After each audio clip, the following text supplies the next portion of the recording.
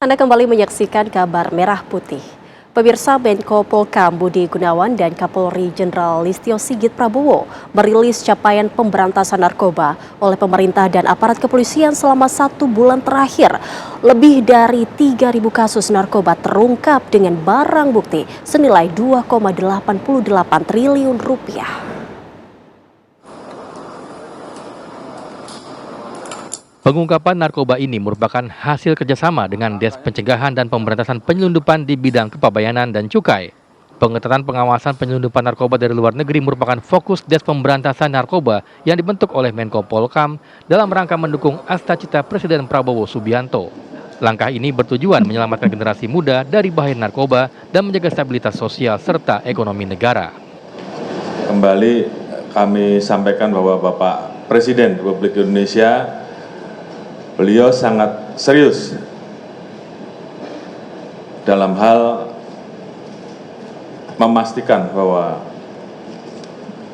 peredaran narkoba yang berdampak terhadap generasi muda ini betul-betul harus bisa diberantas semaksimal mungkin, mulai dari hulu hingga ke hilir. Dalam sebulan operasi, Des Pemberantasan Narkoba mengungkap lebih dari 3.600 kasus dengan menangkap sebanyak 3.965 tersangka serta barang bukti senilai 2,88 triliun rupiah. Dari Jakarta, tim TV One mengabarkan.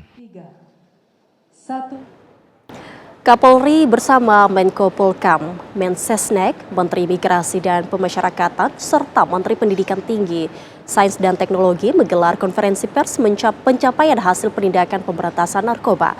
Informasi selengkapnya kami ajak Anda bergabung dengan rekan Sekar Wanda, langsung dari Mabes Polri Jakarta. Selamat sore Sekar, apa perkembangan terbaru dari informasi yang Anda dapatkan sampai saat ini di sana? Ya baik, selamat siang.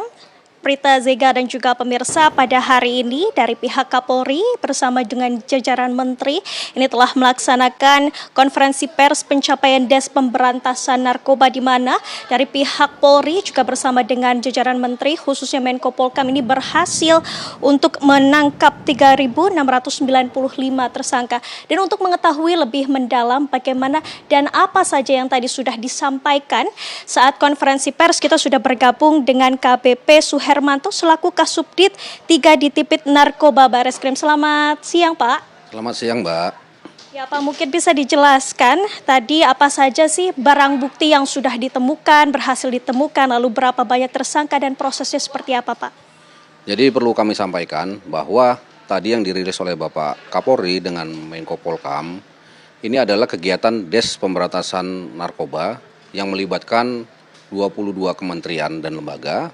Dalam hal ini adalah kegiatan bersama yang dilakukan oleh beberapa lembaga untuk mengungkap jaringan narkoba yang ada di Indonesia. Tadi disampaikan bahwa pelaksanaan press release ini adalah hasil operasi yang telah dilakukan oleh Des Pemberantasan Narkoba selama 1 bulan. Jumlah barang bukti yang bisa ditangkap dari kasus ini cukup banyak. Jadi dari sabu hampir 1,2 ton, untuk ganja hampir juga 1,2 ton, terus untuk hasis itu 132 kilo, untuk happy vibe hampir 1.100.000 lebih, dan beberapa barang bukti lainnya.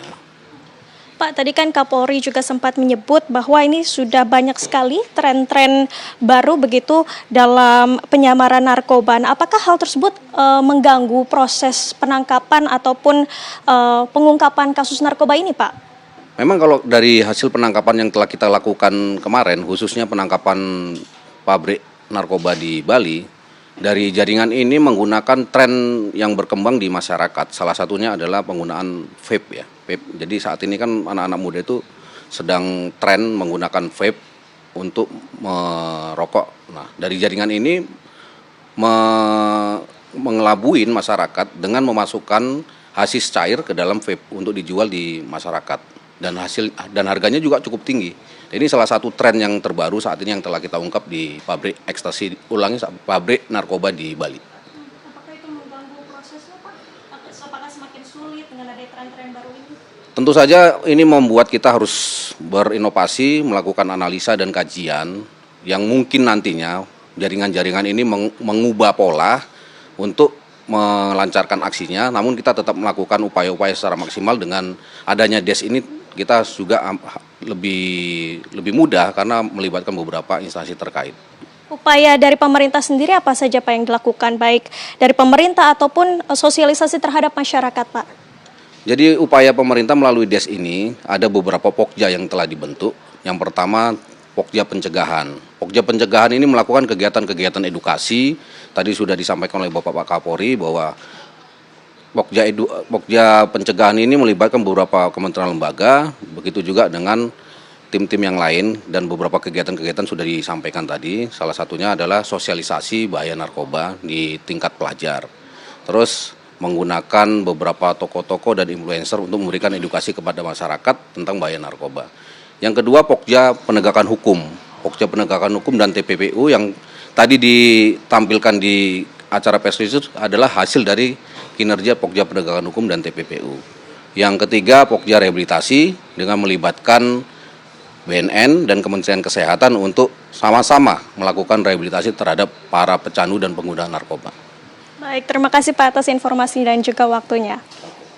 Baik pemirsa, itulah tadi keterangan dari Kasubdit 3 Ditipit Narkoba Bareskrim yakni KBP Suhermanto yang juga menyebut bahwa dari pihak Polri sendiri juga bersama dengan jajaran menteri ini telah membuat pokja yang berguna untuk melakukan rehabilitasi kepada para pengguna narkoba dan juga sosialisasi terhadap masyarakat agar kedepannya Indonesia ini dapat terbebas ataupun berkurangnya kasus-kasus narkoba di Indonesia. Untuk sementara saya kembalikan ke Zega di studio.